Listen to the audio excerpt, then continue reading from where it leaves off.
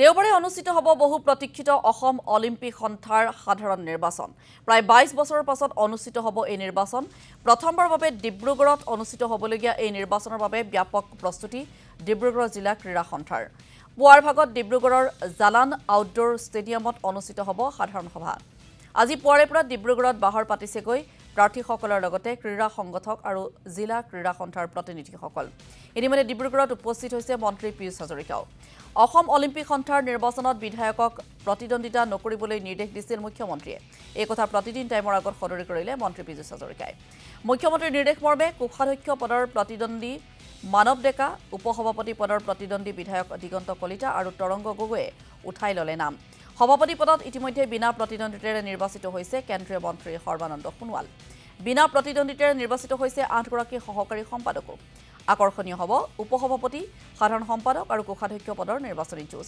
সাধাৰণ সম্পাদক পদৰ বাবে মূলতঃ লক্ষ্য কোঁৱৰ আৰু গীতাৰ্থ গোস্বামীৰ মাজত তীব্ৰ প্ৰতিদ্বন্দ্বিতাৰ সম্ভাৱনা আছে।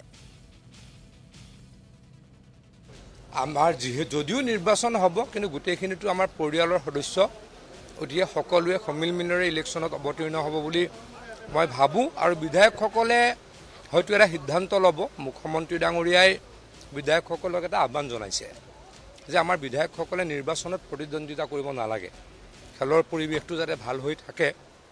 যিসকল খেল সংগঠক তেওঁলোকক যাতে আমি ইলেকশ্যন খেলি বিপদত নেপেলাওঁ বা খেলৰ লগত জড়িত সমগ্ৰ পৰিৱেশটোক আমি বেয়া এটা পৰিৱেশলৈকে ঠেলি নিদিওঁ।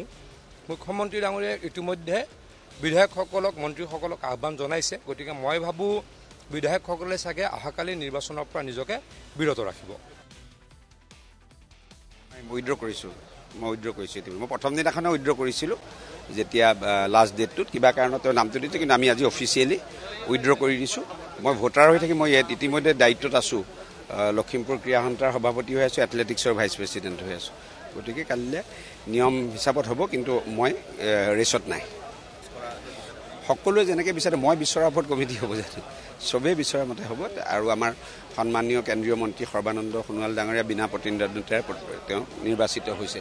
গতিকে তেওঁৰ মন্তব্যটোৱে মুখ্য ভূমিকা পালন কৰিব। গতিকে ভালকৈ হৈ যাব গোটেইখিনি।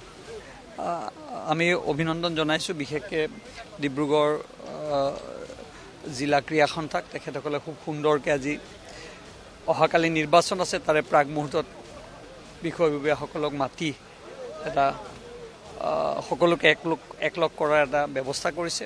সুন্দৰ পৰিৱেশ। আশা কৰিছোঁ ক্ৰীড়া সংগঠকে এই দায়িত্ব লওক।